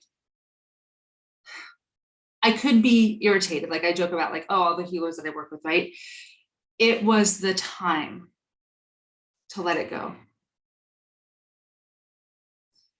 If I wouldn't have been ready, to look at it, it was the time to look at it. That's all I'm having to say, because I couldn't have looked at it before. Otherwise I would have. We just have to know that we do things in the right and perfect time. And there's probably other things for me in this lifetime that I will look at later that will pop up. And I'll be like, oh, why didn't I look at that like 10 years ago? I can't get caught up in those thoughts about it. But anyways, that was a big one. Yeah. Oh God, I've been distracted again. I apologize, y'all. So if no one else has any other questions that would relate to us in a personal nature, I am open to, winding this up pretty soon. Practitioners, do you have anything else to add? We can do some closing statements if you wish, and then we can move on. I know mediumship panel is going on right now, and then, no, wait, another one's opened up. So we have mediumship and the 7 o'clock one. What is that? We're getting ready. Yeah, we're getting ready to start tarot and oracle cards, insight from tarot and oracle cards. Yeah, so I think let's go through and we'll do the closing. So practitioners who want to go through and share again. Okay. Hold on a second. We have a question. Well, yes, we do have a question. And so, Lorelai, you want to handle that one? Let's see. The technology part. Okay, sure. And yeah, Jamie, have you already paid? I can put the information in. Sorry, what's that? Yes. Okay, great. Yeah, go ahead and ask your question and we will. Okay. We are not ending early. We're going to keep going. Okay, thank you. Well, okay, Jamie, go. I went and seen one of the local, she calls herself a psychic therapist here in Eugene. And she told me that I have spiritual PTSD, and there's someone a male in my life that's like an infestation. And I didn't get any more information than that. So I want some clarification because I feel like I'm always spiritually attacked all the time. I always feel like my energy is being drained, and I'm constantly being traumatized, and constantly my life is in crisis all the time. And I want it to stop so I can actually move forward. Okay. So, Okay. yeah. Because this lady didn't really fill in the blanks. She tried to help me for $1,800. I know we're having a little bit of trouble hearing you, Jamie. I've got some of the gist of it, but I feel some concern about you driving. Are you able to pull over at all for any part of this? Or yeah, I am at a stoplight. Can you hear me now? yeah, so I know you said you had so you saw a practitioner recently that told you had spiritual PTSD, and you said that just seemed like there's a lot of like just trauma. There's a lot of stuff like, I guess, like turbulent, like happening in your life all the time, and you had questions. Yeah, it's since I've been a child, I have been attacked repeatedly over and over again. Like I wake up and my breath is being, like my air is being, or my life force is being sucked out of me since I was a child. This has been happening since I was a small child. This lady told me that I have spiritual PTSD and that there's a man that's in my life, a living man that's in my life that's an infestation, but it's been left at that. But she tried to say, well, if you pay me $1,800, I can fix it. So I would like some more, if y'all can give me some more clarification on that, because I would love to know why I've been done this way and who the hell was his. If it's somebody from childhood or what is it? I'm trying to connect it all into one question because I just want to end this. I want some end to my suffering. And it's great that you said it all as one question. We'll be able to hold it all as one question. So Susie, I'm thrilled that you've got your hand up, and I'm going to leave it with you and open up the other panel. Okay. Okay. Thanks, Jamie. I saw Sandra have the same reaction I did when somebody asks you. They tell you this is dreadful thing is happening, and then they say, "Give me all this money." I don't generally diss colleagues. But $1,800 is a lot for somebody who doesn't have a job and barely is surviving. Yes. You have to pay for $200 that I had to scrape just to get a reading. Okay. So first off, I mean, the premise is interesting because you've got a child who's open and trusting, and that is entirely possible. See, I'm starting the timer on myself, and that is entirely possible. However, and as our practitioners tune in with you, that statement alone shifted you into a state of fear, and that could be damaging in and of itself. Well, I mean, literally my energy's been drained since my energy has been drained since I was like 4 years old that I can remember. So like, you can in the middle of the night. You can confirm that. Yeah, I can confirm that because I remember vividly waking up my suffocating because I felt like somebody's like sucking my energy and stuff feeding on me, and I've been drained and tacked. I've been hit, scratched, choked, nearly just my whole life. I have been basically abused from the living and the dead. Okay. Oh, from the living and the dead. Okay. I have a lot of trauma. She confirmed, I mean, something I already knew, PTSD from the living and PTSD from the dead. Okay.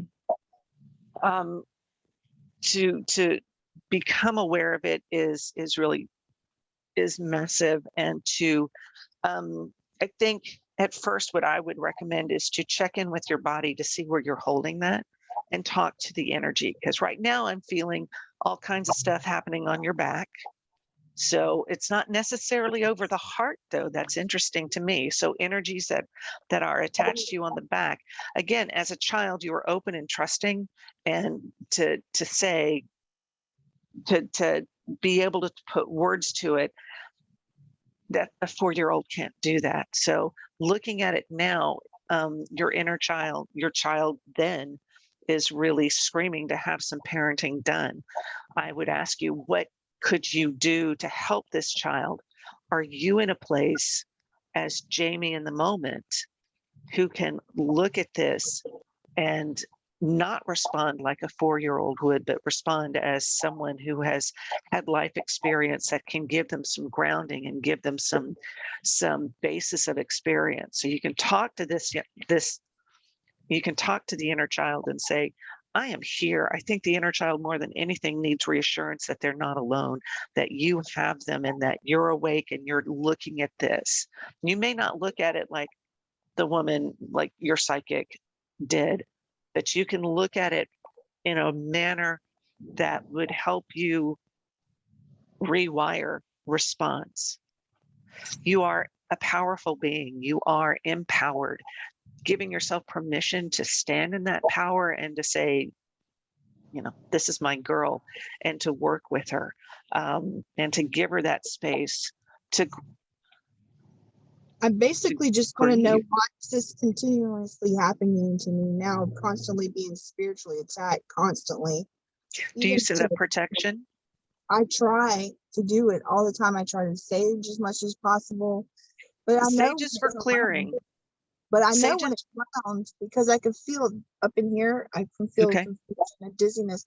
My back is killing me all the time. I get headaches and I can feel the pressure when it's around, but I don't want it.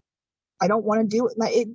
It screws with my children. It screws with me. I want it, Right. trying to get rid of it, but it finds like new ways to. Okay. I just have a little more time that I would allow myself. So saging clears, and then you get to control what comes in. So you can do the counterclockwise with the sage and draw out the energy all you want. But if you're not calling in something that is resonant with you, anything's going to come in. So just as not an easy fix, because it's not going to get fixed, but make sure you're paying attention to how you're thinking. So you can clear counterclockwise. Everything that's not in divine alignment with me, get out, and then go clockwise, drawing in that healing light of divine. You can do that with sage, which is a nice visual, or you can even envision that, do visualizations over that and sense that that energy shift. I've got to pass the mic over to it looks like Sandra, but yeah, Jamie, this is a fascinating question. It is fascinating, Jamie, and it's not a simple question, but it certainly is not an $1,800 question. So you're parked, right? You're not driving. Yeah, I'm parked. Let me do a healing with you. And anybody on the call right now, I can do that. First of all, you've got a lot of waywards, which are just lost souls that are attracted to their waywards, demons, whatever. I can clear them in just a short time. You've That's what also got multiple psychic attacks that you're dealing with, and you've got cords all up and down your spine and in your gut that are attached and corded to you. So I'm not sure how much of it I can get it all done in 2 minutes, but I can do at least half of it. So if I have your permission. Yes, any relief is better than none. You're going to need more because the people that she's talking about, you need to close those lifetimes. You need to get that karma closed so that you can stop living like this. But I can close these and fix the cords so that, because I've developed a way that I can clear it from all timeline, space-time continuums, and they're gone, period. And unless you reattach a cord, these are gone. Okay, I'm totally trying to detach from, like, I'm going through a divorce. I'm trying to detach and divorce my abuser. He was a malignant tumor. I mean, traumatized my children and me, but I'm gonna shut up so you can do that. Okay, well, I work with abuse survivors and I am in Springfield. So anyway, but that's, I don't want to, whatever. Just, I want you to just relax and I do all the work. So I need your permission to clear all the waywards, if that's okay with you. Yes. And if anybody else wants their waywards cleared, because we pick them up as we go through life all the time. So, creator of all that is, it is commanded to pull, cancel, and delete and release from, what is your name again, hun? I'm sorry. Jamie Cornett. What is it? Jamie Cornett. Okay. Release from Jamie or anyone else who's on this call who would like their waywards released and sent directly to the light, and that your angels escort them all the way into the light where they are transformed with your pure light. Show me. I'm just going to be quiet for a minute. I'm watching and listening.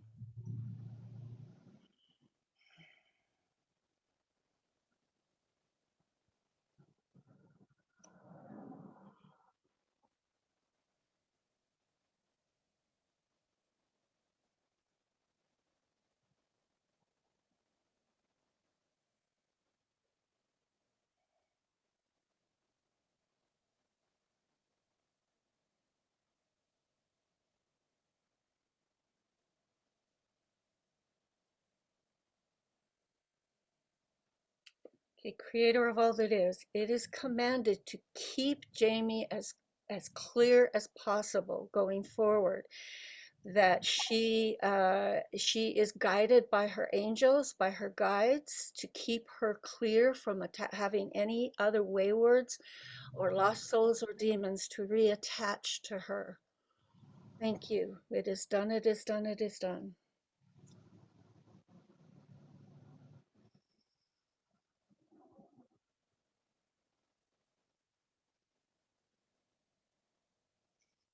So Jamie, you had 42 waywards, and 6 of them were really pretty heavy demons that were attached to you. And they just attached you because you're the light, and they want your light, and they're lost souls. And some of them, you know, are quite evil, but they're gone at this point. I felt it as soon as you started talking. I started feeling the light. Light. I started, and I could feel. Yeah. Yeah. So just breathe. Yeah. Take a breath in. My time up. Well, I wasn't going to interrupt you, but Okay. with this healing, when we post this on YouTube on the channel, will this healing still have the impact so Jamie can Anyone. refer to it? Waywards are removed. Anyone who's listening to this in replay will have, and if they center themselves and they say yes, because spirit, you know, I've commanded spirit to do that, the creator of all, but you have to say yes, you have to agree to it.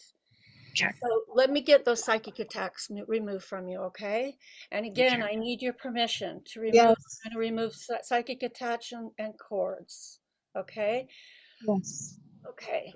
Creator of all that is, it is commanded to remove from Jamie or anyone else on this call, either present tonight or listening on the replay, any and all psychic attacks that they may have from any timeline, from any space-time continuum, any galaxies, universes, dimensions, realms, or between realms, 100% dissolving these psychic attacks and filling that space with divine healing love light, healing everything where those attacks resided beforehand.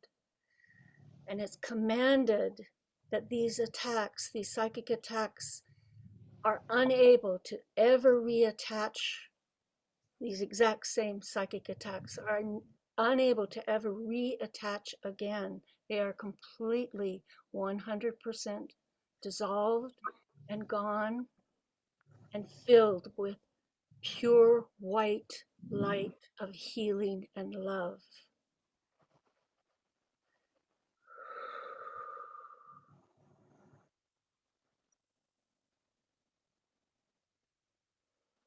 And it is commanded to download for everyone that it is safe for them to now stand in this light of healing, and that they are worthy of standing in a place of divine love, healing, and abundance.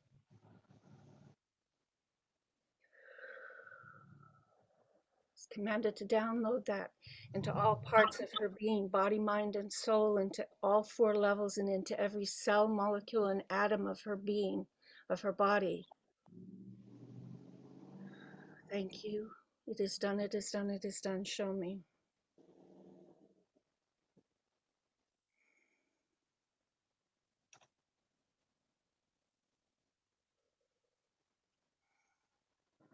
Creator of all that is, it is further commanded to dissolve, cut any and all cords from any timeline, any space-time continuum, any universe, galaxy, dimension, realm, or between realm for Jamie or anyone on this call who wants to release them.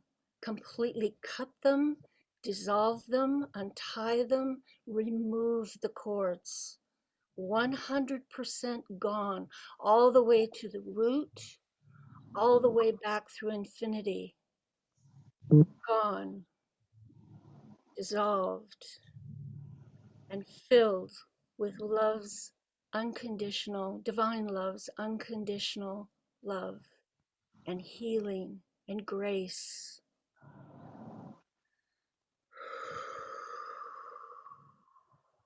Releasing, relaxing, healing, returning her peace and grace. Thank you. It is done, it is done, it is done. Show me.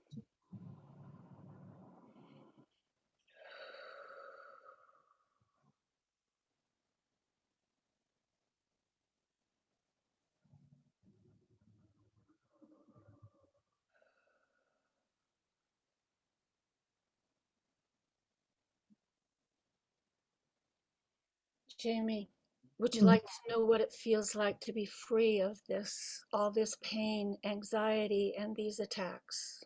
Yes, and when you were doing that, I felt it's just like a sharp pain right here all of a sudden. And up Okay, here. would you like to know what it feels like to let go? Have Yes. you let go of that pain in your back? Okay. It's And like would you clean. like to know that you are worthy and valuable human being, worth feeling release and grace and support from others? Would you like that? Yes. Okay.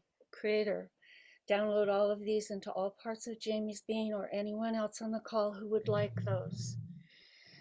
Into all parts of her being, body, mind, and soul, into all 4 levels, into every cell, molecule, and atom of her. Thank you. It is done, it is done. Show me.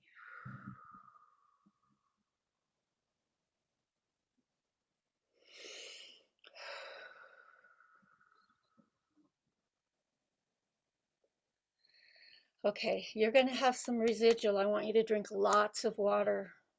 I want you to get as much sleep as you can, because what I just did really quickly, I did a lot. There was huge stuff coming off of you, my dear. So really drink lots of water, and try to get lots of sleep, please. I will do that because I've been having trouble sleeping a lot lately. And I'm hopefully that my dreams will be more nicer and I'm not attacked in my dreams and waking up screaming prayer and all this other stuff anymore. Yeah, you have some more work to do. I mean, you're just was really in a bad spot, so I just wanted to jump in and give you the relief, that I could for this call. But you've got some other stuff that you need to let go of and close past lifetimes, other things that you need to close and take care of to really start moving forward. And that's what I've been looking for somewhere someone to help me do that. That's because I've been needing that part of the work done. Well, every person on this call is wonderful at it. Every single one of the people on this call can help you, including me. So, you know, reach out to someone. Like I said, I'm in Springfield, so I'm happy to help too. You're right. I'm in Eugene, so if you're in Springfield, I would love to continue. Excellent. Thank you. Thank you so very much, Sandra. And knowing that this is going to be helping other people in the recording and the upload, really just tells me this. It reminds me of this is why we're doing it, is to help everyone heal. We are close to our ending time. Jamie, you have helped us end on such an amazing, amazing healing journey, and I hold you in my heart so that you're able to continue on your healing. There are other events going on through MeWe and all over the place. You're in Eugene. There are in-person events that will happen in Eugene too. I don't have my finger on the pulse of every metaphysical event, but this is a place, and all of these practitioners, I'm going to have them give you their name and how to contact them so that you can reach out and continue. And again, MeWe Fairs has got a YouTube channel, so you can see uploads whenever they show up. I am so grateful to everyone's grace and love and healing as we did this panel. There is a mediumship panel going on. Oh, Lorelei told me what room it was in. And then in room 3, and then there is the Tarot and Oracle panel going on in the main room. I am grateful to everyone. Thank you for holding space for us, and thank you for being you.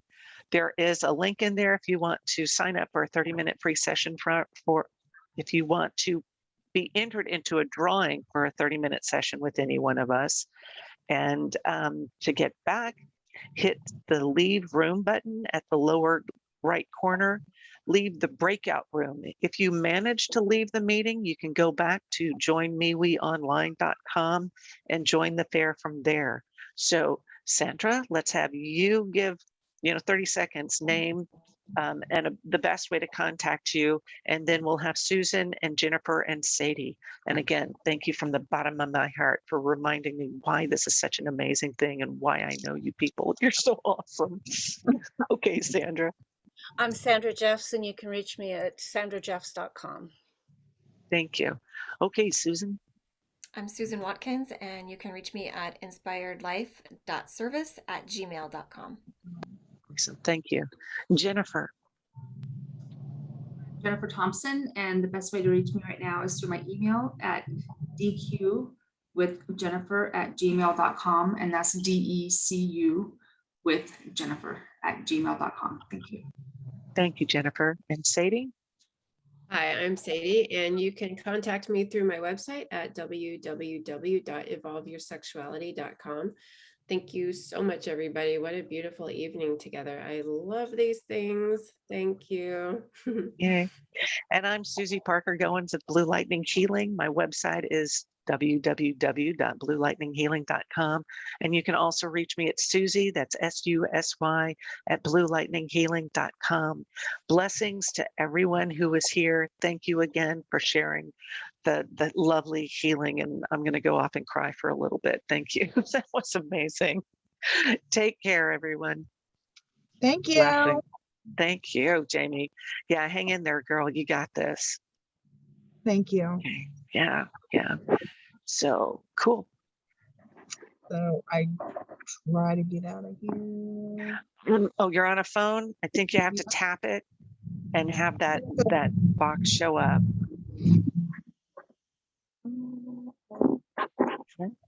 Leave breakout room, right? Yes, that's the one. Thank you. Yeah, thank you, Jamie. Take care. You too. Bye-bye. Bye. Okay, and so Galaxy and Eileen and Gina and Debbie, I don't know how to move you. I may move you if I can figure it out. Oh, thank you. I don't know how to figure out how to move you. Okay. Thanks, Sadie. I appreciate your time. This has been awesome. I'm going to go ahead and go out to the ed room. I'll see y'all later. Happier life, richer life, despite what's going on in the world, and to continue our work and our purpose as we move forward. I do have a MeWe special, and that's deeper dive into reading cards without the book. And in that one-on-one mentoring, I spend about 50 minutes to an hour with you. And because she killed herself. Yeah. So her name, oh God, is Rosa. Yeah. Okay. So the two of you were, she's showing me like arm in arm, like really close best friends, sisters. And I picked a card on your behalf for her. It came in upside down because you don't believe this. You believe because of your own truth around suicide that this is not true because you don't feel it's possible, but it is possible. This is what she wanted you to say. I don't know if you can read it, if it's coming in as a mirror. This is what she wants you to know, okay? She wants you to know with absolute certainty. I wish I would told you more often how much I love you. Now, I'm going to just, again, my truth on suicide, all right? We just move from one parallel reality into another. I believe that, you know, any life lessons that we are currently working on, we're going to end up taking them along with us. So it's not like we get off the hook, you know, we just end up maybe with a different set of teachers who are going to teach us in a different way. And so with this particular person, knowing that the two of you were such best friends, there's a part of you that's really pissed. Like, why would you do that? Like, of all people, you knew not to go out in this way. I miss you so much. I love you so much. Like, why didn't you come to me? Right. And so she really, her energy, first of all, is always with you, is